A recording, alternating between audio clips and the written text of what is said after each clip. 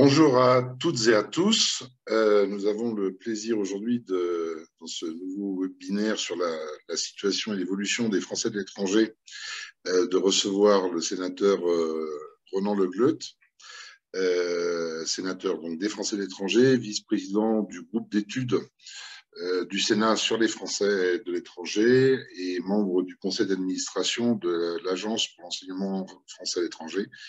Ronan est un très, très gros connaisseur de nos problématiques. Il est également celui qui a généré et fait adopter à l'unanimité par 2 fois au Sénat le fonds d'urgence sur les Français de l'étranger. Nous aurons l'occasion de revenir sur cette idée absolument fantastique qu'il faudra faire passer à l'Assemblée nationale. Nous allons donc parler des récentes évolutions de l'actualité de ces derniers jours et également des perspectives de l'actualité des Français de l'étranger. Alors Ronan, je te remercie déjà d'être présent parmi nous parce que pour toi il est 21 heures et pour certains ici il est 4 heures, d'autres 6 heures. Et donc, je te laisse la parole maintenant et je pense que nous pouvons commencer par aborder l'actualité très récente qui est la nomination de nouveaux gouvernements et ce que ça implique pour les Français de l'étranger. Merci beaucoup Bertrand pour ton invitation. C'est toujours un plaisir de pouvoir m'adresser aux Français établis dans les pays d'Amérique latine. Tout d'abord, avant d'aborder la question du nouveau gouvernement, du premier gouvernement d'Elisabeth Borne, je souhaiterais d'abord dire pourquoi je suis ravi d'être avec vous aujourd'hui. C'est parce que j'ai une intime conviction, c'est que Bertrand Dupont sera un excellent député des Français d'Amérique latine, pour plusieurs raisons. La première, c'est que depuis 26 ans, il vit dans la circonscription, il y travaille comme chef d'entreprise, véritable entrepreneur, aussi bien en Argentine qu'au Brésil, ce qui lui permet à la fois d'être hispanophone et lusophone, et donc de pouvoir s'adresser aux autorités locales. Et ça, c'est une dimension importante du rôle qu'un député des Français de l'étranger peut avoir à jouer. Bien sûr, c'est la défense de ses compatriotes à l'Assemblée nationale, mais c'est aussi entretenir de bonnes relations, ou en tout cas des relations cordiales, d'influence. Vous savez, c'est ce que l'on appelle la diplomatie parlementaire. Et grâce à Bertrand, ses connaissances des pays de la circonscription, ses connaissances des langues parlées dans la circonscription, eh bien, il saura jouer ce rôle de façon remarquable. Donc, c'est une conviction. C'est la raison pour laquelle je suis absolument convaincu que Bertrand jouera ce rôle pleinement. Par ailleurs, il y a une autre dimension, c'est la proximité. Dans une circonscription aussi immense qui va du Mexique jusqu'à Ushuaia, eh bien, réussir à créer de la proximité, ça demande un effort considérable. Et Bertrand, de façon assez surprenante, y parvient malgré tout. Alors, il y parvient comment? Déjà en sillonnant les pays de la circonscription, en ayant des relais partout. Et en fait, il parvient à faire tomber les kilomètres par sa présence et ses relais. Et puis, c'est l'expérience. L'expérience est notamment parce que c'est un élu local des Français de l'étranger. En effet, les Français de la circonscription consulaire de São Paulo lui ont fait confiance l'année dernière lors de l'élection des conseillers consulaires, conseillers des Français de l'étranger et délégués consulaires. Et donc, cette marque de confiance des Français de cette circonscription du Brésil est une garantie de à la fois sa proximité et du fait qu'il a déjà été capable de convaincre ses compatriotes établis dans un pays de la circonscription, et pas des moindres, à lui faire confiance. Et puis, enfin, un dernier point, c'est qu'il dispose d'un programme complet et que Bertrand rentre dans les détails des sujets. En effet, il ne survole jamais les sujets, il veut comprendre les mécanismes, et vous savez, les mécanismes de l'État français, de sa diplomatie, peuvent être parfois extrêmement complexes, mais Bertrand, avec une forme de ténacité qui est vraiment lié à son caractère, fait qu'il parvient à aller vraiment au fond des dossiers et à aller comprendre là où ça coince et pourquoi est-ce que des problématiques que rencontrent les Français de l'étranger, pourquoi est-ce que ça coince. Et donc, c'est cette double qualité, j'ai envie de dire, c'est à la fois sa proximité parce que Bertrand aime les gens, et donc quand on aime les gens, eh bien, ils vous le rendent bien. Et l'autre qualité, c'est l'expérience, la ténacité qui permet de rentrer à fond dans les dossiers qui parfois sont très techniques. Donc voilà, je pense que Bertrand allie toutes les qualités nécessaires et même au-delà. Pour toutes ces raisons, je suis ravi d'être avec vous aujourd'hui. Je voulais vous dire ça en introduction. Merci beaucoup, Ronan. Alors, sur le premier gouvernement, Macron 2, eh bien, écoutez, quand on regarde bien la composition du gouvernement, il y a à la fois des ministres délégués et des secrétaires d'État. En fait, on ne s'en rend pas vraiment compte puisque les médias ne relatent pratiquement que et ne commentent que les nominations de ministres. Et donc, on oublie que dans ce gouvernement, il y a aussi des ministres délégués et il y a aussi des secrétaires d'État. On l'oublie. Bon, pourquoi j'insiste sur ce point? C'est parce que depuis Nicolas Sarkozy, et de façon continue, qu'il s'agisse de François Fillon, qui était Premier ministre de Nicolas Sarkozy, puis sous le quinquennat de François Hollande, et j'ai envie de dire pas au début du premier quinquennat Macron, mais pendant le quinquennat Macron, eh bien, il y a toujours eu au moins un secrétaire d'État en charge des Français établis hors de France, voire un ministre délégué. Toujours. Et dans ce gouvernement, il n'y a pas de secrétaire d'État aux Français de l'étranger, il n'y a pas de ministre délégué aux Français de l'étranger. Et bien sûr, on peut nous dire, ça viendra. Oui, mais quel manque d'attention à l'égard des 3 millions de Français qui vivent à l'étranger et qui ont toujours eu une représentation gouvernementale. L'absence de nomination au gouvernement de personnes en charge des Français de l'étranger est une erreur. Et d'ailleurs, on le voit depuis maintenant des années, il y a eu beaucoup de mesures qui allaient à l'encontre de l'intérêt des Français de l'étranger. Je prends la première d'entre elles. Rappelons-nous, 2017, le président actuel est élu pour la première fois. Première mesure, la suppression d'une ligne de crédit de 33 millions d'euros pour l'enseignement français à l'étranger, pour l'Agence pour l'enseignement français à l'étranger. On est au mois de juillet 2017. C'est la première mesure, vous voyez. Et ensuite, il y a eu toute une série de mesures et vous avez à l'esprit la discrimination fiscale, les motifs impérieux qui ont interdit aux Français d'Amérique latine de pouvoir rentrer en France, alors que c'est un droit fondamental de tout Français de pouvoir rentrer dans son propre pays. Et là, on a une atteinte fondamentale au rapport à la nation, à la nationalité, j'ai envie de dire à la patrie. Et d'ailleurs, le Conseil constitutionnel a été saisi sur cette question et il a désavoué le gouvernement à l'époque, expliquant que cela outrepassait les prérogatives du gouvernement et que c'était un droit fondamental pour tout Français de pouvoir rentrer dans son propre pays, qu'on ne pouvait pas être considéré comme un étranger dans son propre pays. Et en fait, avec ces motifs impérieux, c'est-à-dire l'interdiction de venir en France sauf motifs impérieux, et ces motifs impérieux étaient incroyablement sévères. On ne pouvait pas venir pour des circonstances parfois extrêmement graves. Donc, vous vous souvenez de ce type de mesures. Tout ça pour vous dire que finalement, on est habitué à ce que régulièrement des mesures contre l'intérêt des Français de l'étranger soient prises.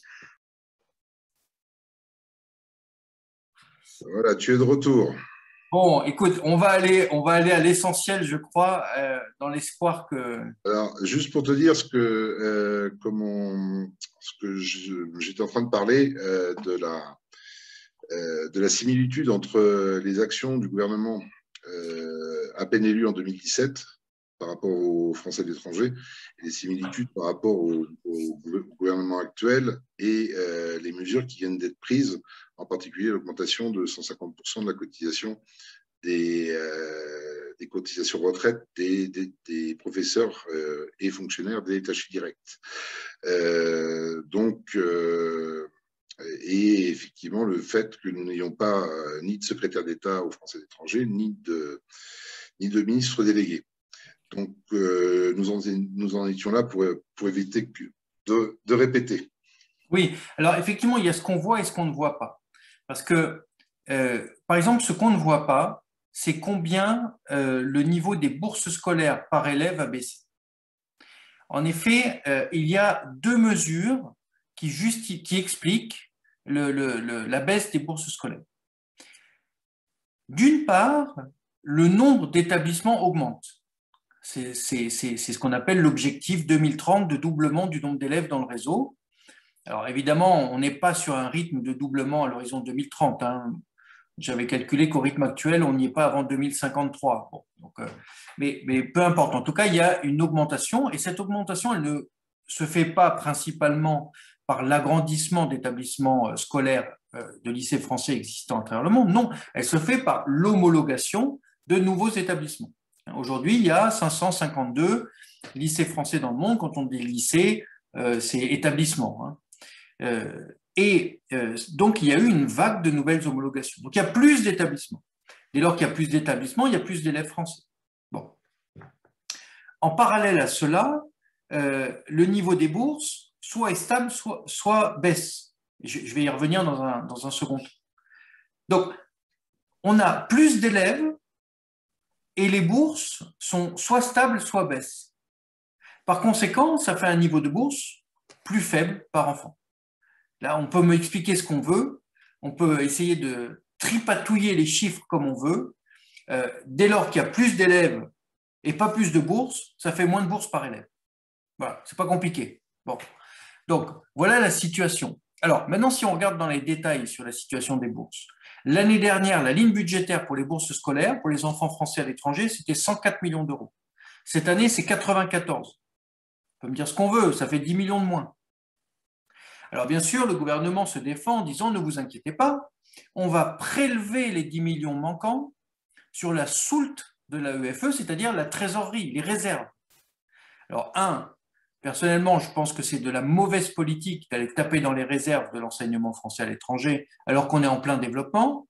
Donc on a plutôt besoin d'argent pour accompagner le développement. Et deuxièmement, on sait en comptabilité publique, hein, les finances de l'État, que dès lors qu'on baisse une ligne budgétaire une fois, on ne la fait plus remonter derrière. C'est-à-dire que là, sur l'année, on est à 94 millions. Je suis sceptique de voir cette ligne budgétaire remonter à 104 millions l'année prochaine. Et je suis plus que sceptique, je suis inquiet pour les familles françaises. Et donc, vous voyez, c'est toute une série de mesures qui, en fait, affaiblissent la scolarisation des enfants français à l'étranger.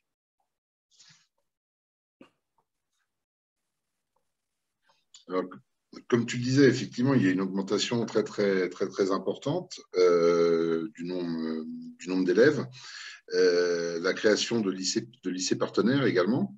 Et on a un gros problème pour continuer sur l'éducation. Après, on passera sur les accès au consulat. On a un gros problème de nombre de professeurs, puisque on estime à peu près à 300 postes le nombre de postes qui ne sont pas fournis à l'heure actuelle pour les lycées français de l'étranger au mois de septembre. En particulier, les plus grosses pertes les plus gros manques sont sur l'Afrique et l'Amérique latine. Alors, on sait qu'au mois de février, l'AEFE a été condamnée en appel et que donc le statut de résident tel qu'il existait n'existe plus. Et il va donc falloir réinventer un nouveau statut. On sait également que les établissements ont reçu l'instruction pour boucher les trous, je dirais, d'augmenter de façon importante l'embauche de personnel local en attendant de résoudre ce problème de résidents.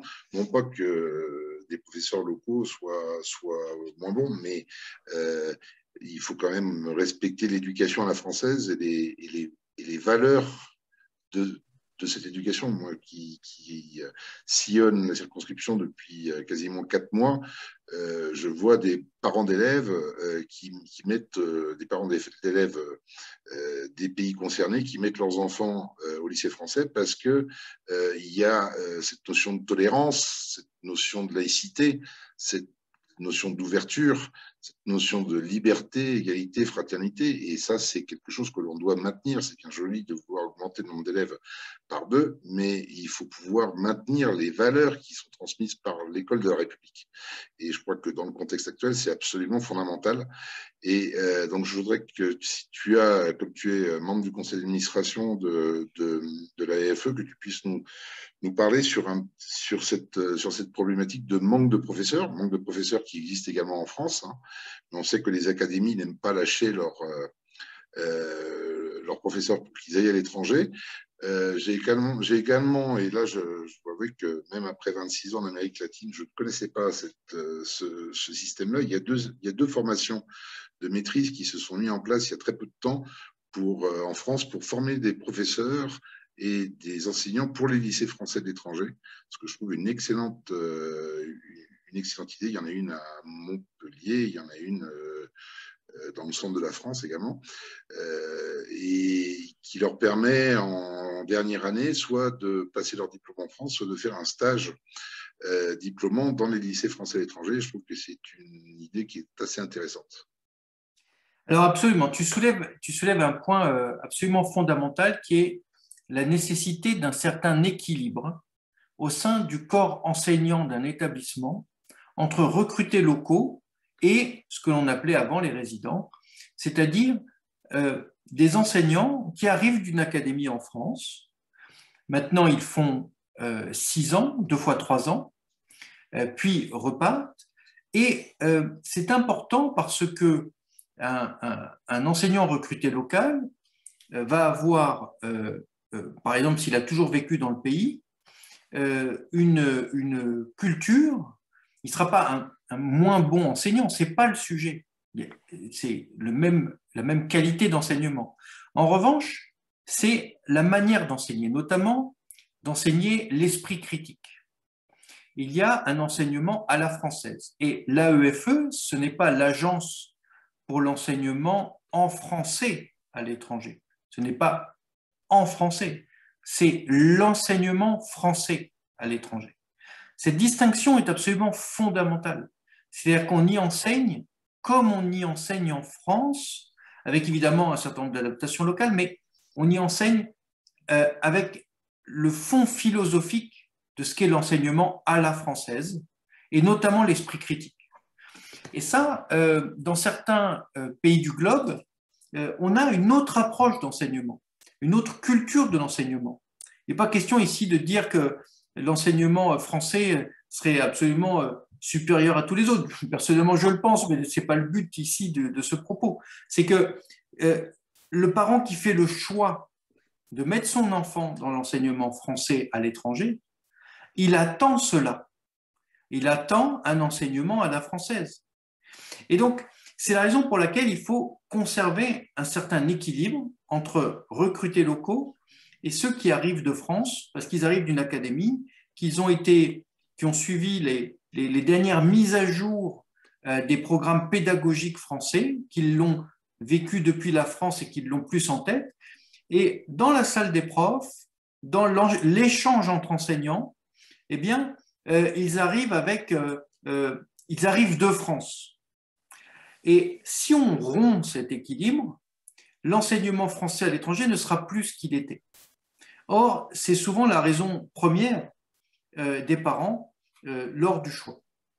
Donc, c'est pour ça qu'effectivement, il faut préserver un certain équilibre et continuer à avoir des enseignants qui viennent de France. Et aujourd'hui, cet équilibre eh bien, est en voie de déstabilisation pour 2 raisons. La première, c'est que puisqu'il y a une vague d'homologation d'établissements partenaires, d'établissements privés, en fait, dès lors qu'il y a plus d'établissements français, il faut plus d'enseignants. Or, on a plutôt l'effet inverse, on a une espèce d'effet ciseau. C'est-à-dire qu'on augmente les homologations. C'est un peu le même mécanisme qu'avec les bourses scolaires dont j'ai parlé précédemment. Comme j'ai dit précédemment, on a plus d'enfants, moins de bourses. Ça fait moins de bourses par enfant. Et là, c'est la même chose pour ce qui concerne les enseignants qui arrivent de France.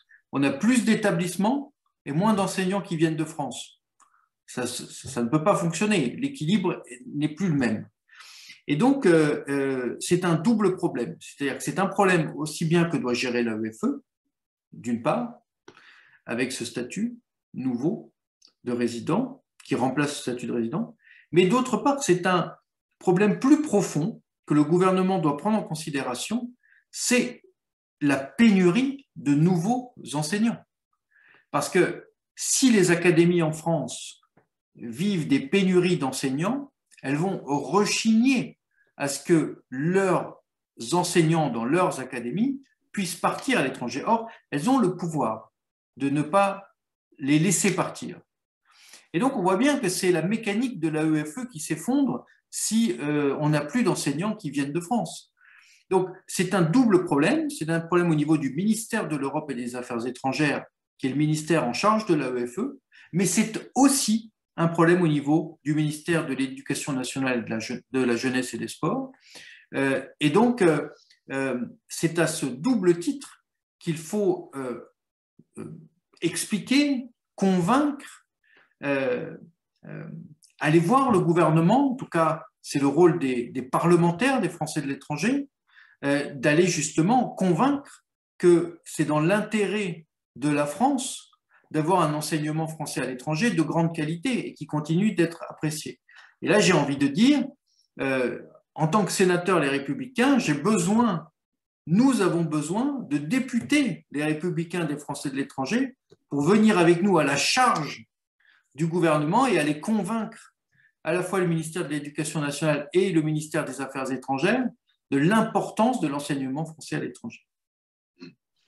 Mais ça, cet aspect de pression sur les ministères, d'information auprès des collègues députés également, parce que c'est quelque chose qui a été très bien fait au Sénat, ce qui explique pourquoi vous avez au Sénat des votes majoritaires, voire même unanimes sur les Français à l'étranger. C'est qu'au Sénat, on sait ce que c'est qu'un Français à l'étranger. À l'Assemblée nationale, le travail n'a pas été fait.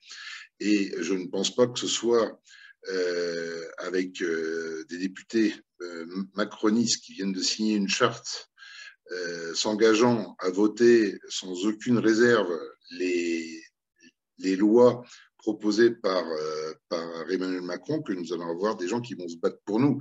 Si c'est pour élire de nouveau des députés Jacques Hadi, je dirais, ça ne présente strictement aucun intérêt. Et on voit ici en Amérique latine et aux Caraïbes tous les manques que nous avons suite à 5 ans d'abandon par la députée actuelle, élue LREM.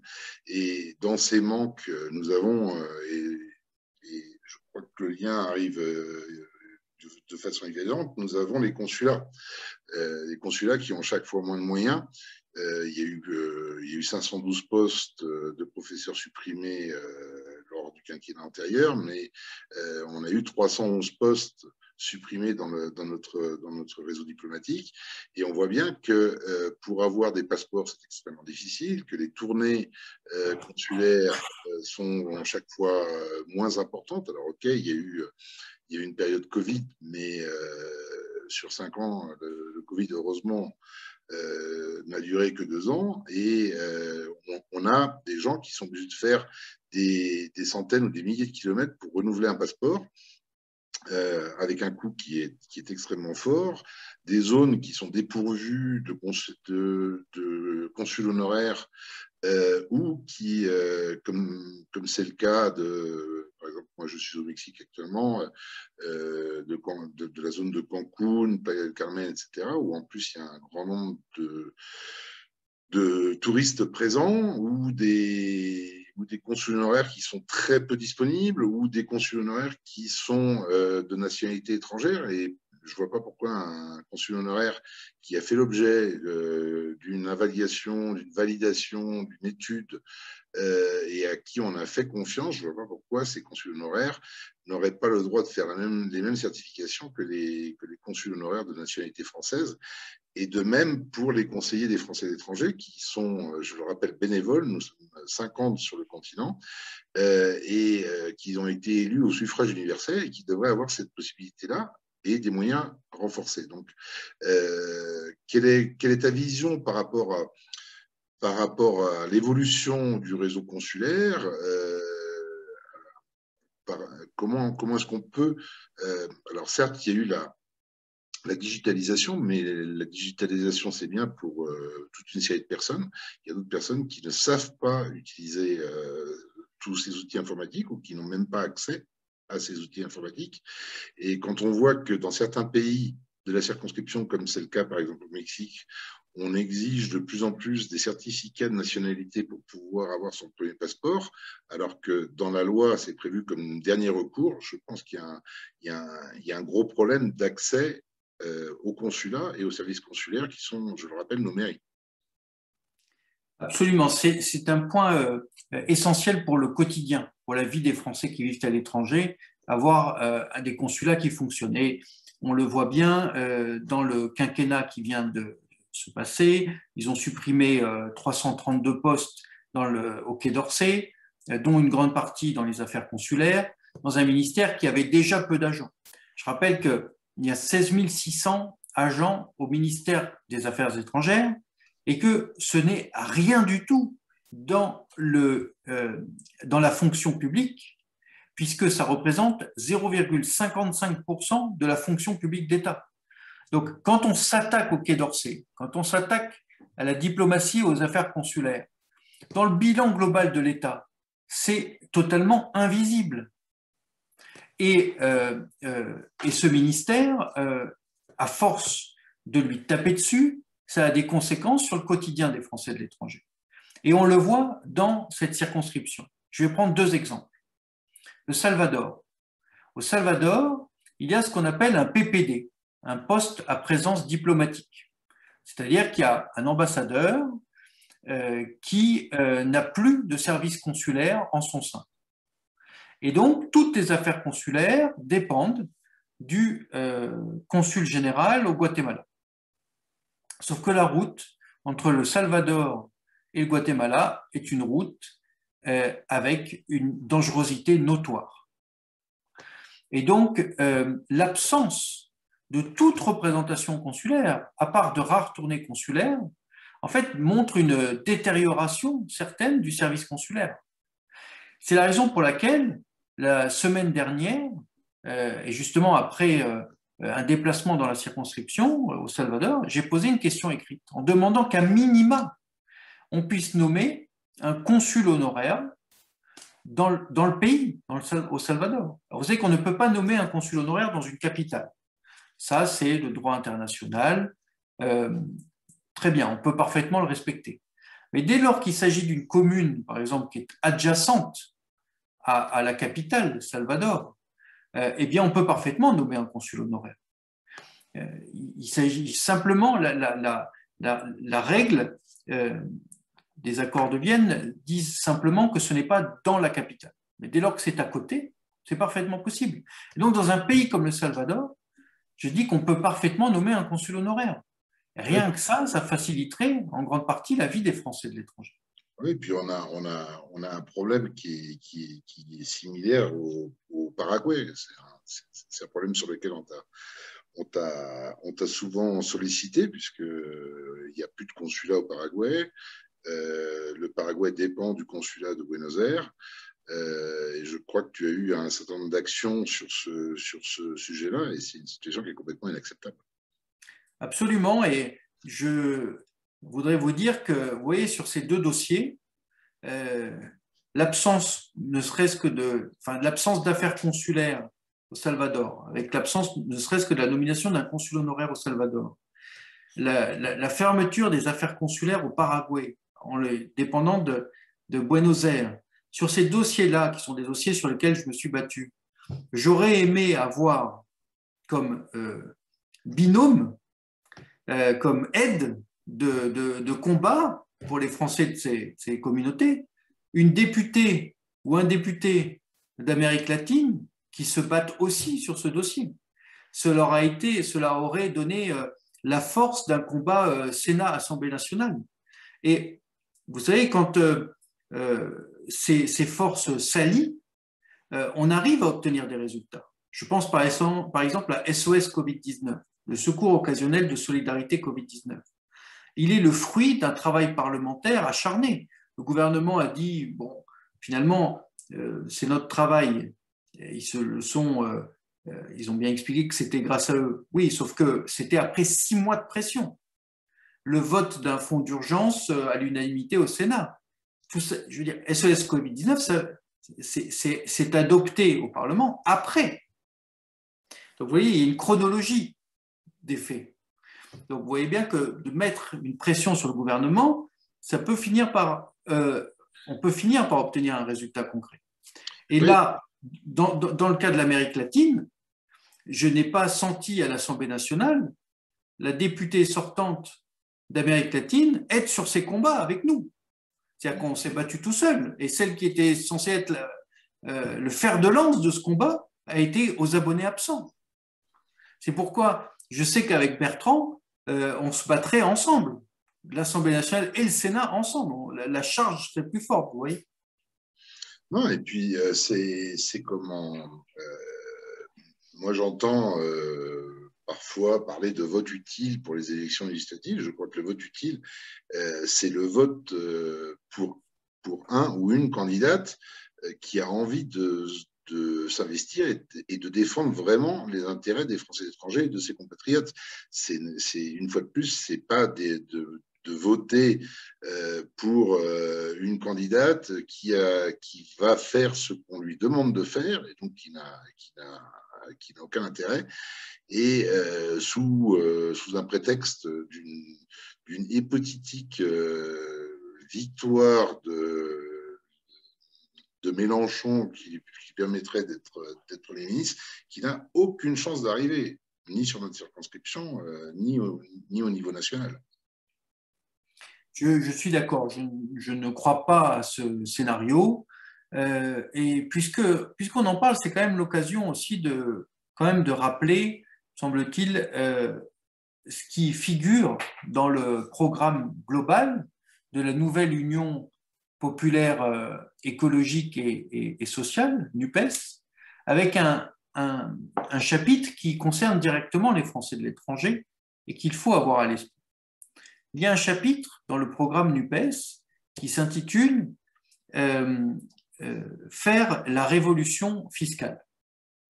Et dans ce chapitre, faire la révolution fiscale, il y a une ligne qui peut passer inaperçue si on ne prend pas le temps de lire les programmes, mais qui crée un impôt sur la nationalité, qu'on appelle un impôt universel, sur les revenus à la fois des entreprises, mais surtout pour nous les Français de l'étranger, sur le revenu des particuliers. C'est donc l'impôt sur la nationalité, c'est-à-dire qu'un Français qui vit à l'étranger, même s'il n'a pas de revenus en France, pourrait, dans le cas de l'impôt universel, se retrouver imposé en France. C'est quand même une rupture profonde du droit de la fiscalité, et ça crée cet impôt sur la nationalité qui irait donc pourchasser les Français qui vivent à l'étranger, même quand ils n'ont pas de revenus français. Et par ailleurs, les Français qui vivent à l'étranger payent les impôts dans le pays de résidence. Et donc, on a, je crois, ici un sujet qui est extrêmement important, qui peut sans doute plaire peut-être à certains en métropole, dans l'Hexagone, mais quand il s'agit de défendre l'intérêt des Français de l'étranger, il est important de le rappeler. Je pense qu'il faut rappeler le positionnement, en tout cas des Républicains, sur cette question, qui est véritablement de considérer que c'est une hérésie, pour deux raisons. La première, c'est que c'est un a priori négatif à l'égard des Français de l'étranger qui les considèrent finalement de facto et par principe comme des exilés fiscaux, Alors que quand on connaît les Français de l'étranger, on sait que ce n'est pas vrai. Ça concerne 0,001% des Français de l'étranger, pas plus. Ce ne sont pas les gens que l'on rencontre. Et par ailleurs, c'est omettre l'idée que les Français qui vivent à l'étranger ne sont pas des exilés fiscaux, mais œuvrent au rayonnement de la France dans le monde. C'est-à-dire qu'ils participent à la grandeur de la France dans le monde, qu'ils participent au destin national. Et en fait, c'est remettre tout ça à plat, c'est s'attaquer frontalement à ces principes qui sont ceux que nous, les républicains, nous défendons depuis des années. Oui, non, mais c'est exactement, une fois de plus, la vision erronée des Français d'étrangers, parce que en plus, on a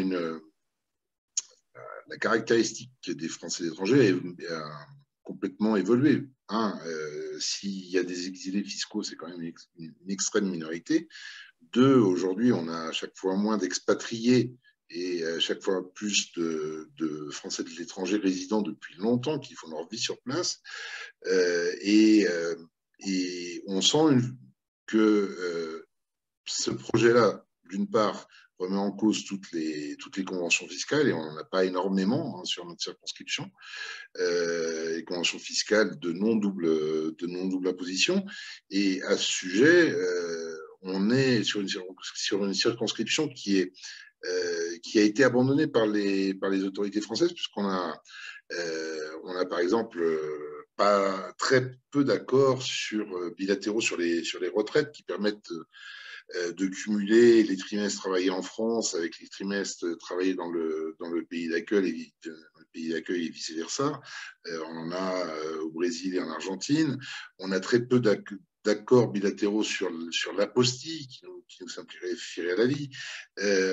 En Afrique, il y a énormément d'accords de tiers payants santé. On n'en a pas un seul en Amérique latine. Il y a toute une série d'actions qu'il faut faire et qui vont prendre des années, mais il faut un député ou une députée, en l'occurrence un dans mon cas, qui a envie de bouger, mais qui a envie de bouger non seulement pour avoir des résultats pendant son mandat de court et moyen terme, mais également des résultats à long terme qui vont bénéficier ses compatriotes pour des années et des années. Et si vous allez sur mon site bertranddupont.org, vous allez voir qu'il y a toute une série de mesures proposées qui sont des mesures concrètes qui dépendent de la vie de tous les jours. Toute la partie des retraites. Aujourd'hui, on se retrouve avec beaucoup de personnes qui attendent 1 an, 2 ans, 3 ans, 4 ans pour avoir une retraite. Et les pensions de réversion, c'est encore pire. Nous avons une proposition, puisqu'on est en période de restriction budgétaire. On a une proposition qui avait été portée pendant l'élection présidentielle, qui est d'interdire toute suspension de retraite sans l'accord préalable des consulats. Même chose par rapport à la fermeture des comptes bancaires pour les Français de l'étranger, même s'il y a un préavis fait par la banque. Cette fermeture est complètement unilatérale. Il devrait y avoir une justification de ces fermetures par la Banque de France qui devrait pouvoir autoriser, parce que quand on reçoit sur un compte en France une retraite payée par la CNAV ou par une caisse de retraite complémentaire et une sortie qui est le retrait des sommes déposées, on ne va pas quand même venir nous dire qu'il y a des problèmes de compliance. Ce n'est pas de la fraude fiscale, ce n'est pas du blanchiment d'argent, et pourtant les comptes sont fermés. Donc il y a toute une série de mesures sur lesquelles il faut se battre, sur lequel Roland se bat au Sénat. Et c'est vrai que notre groupe est uni, fort, et je pense que contrairement à ce qu'on essaie de nous faire croire depuis des mois, nous aurons un groupe fort. Hein. Vous avez annoncé que 60 députés allaient partir. En fait, le nombre de députés qui sont partis chez Emmanuel Macron sont suffisants pour jouer la belote, on va dire. Et du côté de chez Macron, il y a toute une série de personnes qui sont également parties parce qu'ils n'ont pas supporté les parachutages. Nous avons un parachutage d'une candidate élue en Suisse. On a le parachutage de Manuel Valls en Espagne, par exemple, etc., etc. Donc, je crois que on n'a pas de secrétariat d'État aux Français de l'étranger, mais le nombre de parachutés que nous avons sur nos circonscriptions, c'est également un manque de considération extrême parce que nous avons besoin de gens qui connaissent la réalité et qui ont envie de se battre pour nous. Et j'en fais partie. Absolument, on peut encore rajouter le parachutage d'un candidat de la Macronie en Suisse, par exemple. Oui. Donc, voilà, alors qu'ils avaient une candidate qu'ils auraient pu garder pour eux. Oui, tout à fait. Bon, en tout cas, je souhaiterais profiter pour rappeler un dernier point qui me semble important, c'est que fait rarissime, il va y avoir une grève au Quai d'Orsay. Et ça, il faut mesurer combien c'est rare. En effet, il s'agit ici de la dissolution du corps des diplomates dont il est question. Conséquence de la suppression de l'ENA, mais pas directement, ils auraient quand même pu garder les corps, hein, c'était pas une nécessité. Ils suppriment à la fois les préfets, mais ils suppriment aussi le corps des diplomates, c'est-à-dire alors si on rentre un peu dans les détails, c'est à la fois le statut de ministre plénipotentiaire, hein, et les CAE, les conseillers aux affaires étrangères, conseillers des affaires étrangères. Et en supprimant cela, en réalité, on rentre dans un autre système de la diplomatie, qui est un système de la nomination des copains. C'est-à-dire que voilà, un président de la République qui a fait ses études avec un copain à l'ENA et qui est à Bercy, ben, il peut le récompenser en étant ambassadeur. Alors que nous considérons que la diplomatie est un métier, que la maîtrise parfaite d'une langue étrangère, ça demande des années, notamment de compréhension de l'interculturel, de la profondeur historique, que cela demande une connaissance précise et pointue du droit international, et que tout cela, quand on vient d'un autre ministère, eh bien, ça ne s'improvise pas. En particulier parce qu'un ambassadeur, quand il est en poste 3 ans. Et que s'il n'a pas tout le savoir-faire de la diplomatie, en 3 ans, il ne peut pas rentrer dans le poste pleinement. En réalité, s'il vient d'un autre ministère, il va mettre 3 ans à apprendre. Et donc, il ne va pas mettre 3 ans à agir. C'est la raison pour laquelle nous sommes foncièrement opposés à cette suppression, en fait, du métier de diplomate, puisque c'est ce que la Macronie est en train de faire. Oui, bah ça, c'est effectivement, enfin, moi, tous les ambassadeurs et membres du corps diplomatique avec qui j'ai parlé sur le sujet sont effectivement très inquiets. Le timing aussi n'est pas un hasard, puisque c'est sorti entre les 2 tours de l'élection présidentielle. Donc, il est évident qu'il y a des petits copains à placer à droite et à gauche. Ce qui veut dire aussi que des bons diplomates peuvent se retrouver à la tête d'une direction régionale en France, puisque une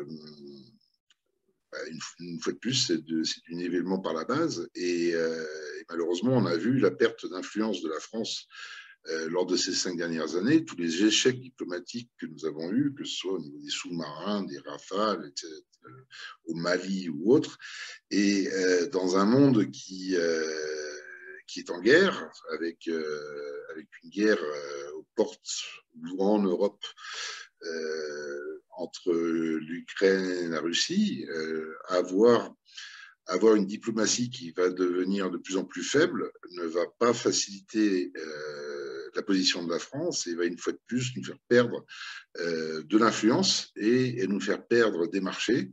Et on voit bien le niveau du déficit commercial français. Même s'il y a une partie de ce déficit qui vient du fait de l'augmentation du prix des matières premières, mais ce n'est pas la seule raison, loin de là. Oui, puis c'est un record. 86 milliards de déficit budgétaire, c'est tout simplement jamais arrivé dans l'histoire de la France. Donc, quand on arrive à un tel niveau de record, avec des pays voisins qui, eux, sont excédentaires, on le sait pour l'Allemagne, mais c'est par exemple tout à fait vrai pour l'Italie. Par ailleurs, en termes pour rebondir sur ce que tu disais, en termes d'échecs diplomatiques, citons le Liban. Après l'explosion du 4 août, le président de la République s'est rendu 2 fois en 1 mois au Liban en expliquant, vous allez voir ce que vous allez voir, je vais régler les problèmes du Liban. la situation n'a jamais été aussi dramatique. Aujourd'hui, les Libanais, dont les 20 000 Français qui vivent au Liban, n'ont même plus accès à leur propre épargne. Ils n'y accèdent plus. Voilà. Donc, vous voyez que rien n'a été réglé à ce niveau-là. Oui, encore, sans parler des populations locales qui vivent dans une situation extrêmement compliquée.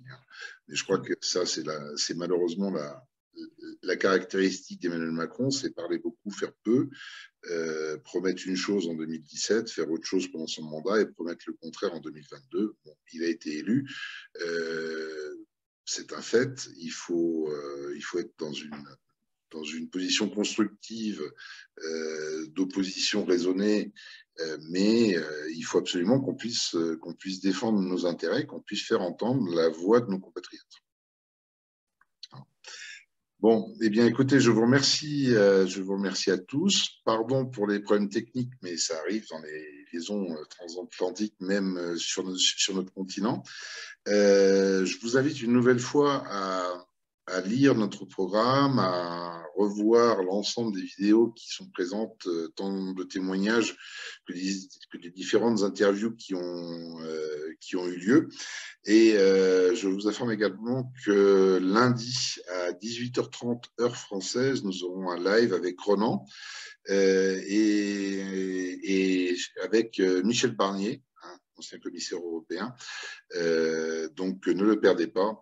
À très bientôt. Ronan, merci beaucoup. On y est arrivé. Merci Bertrand malgré les pour problèmes l'invitation. d'Internet. À bientôt et bon week-end à tous.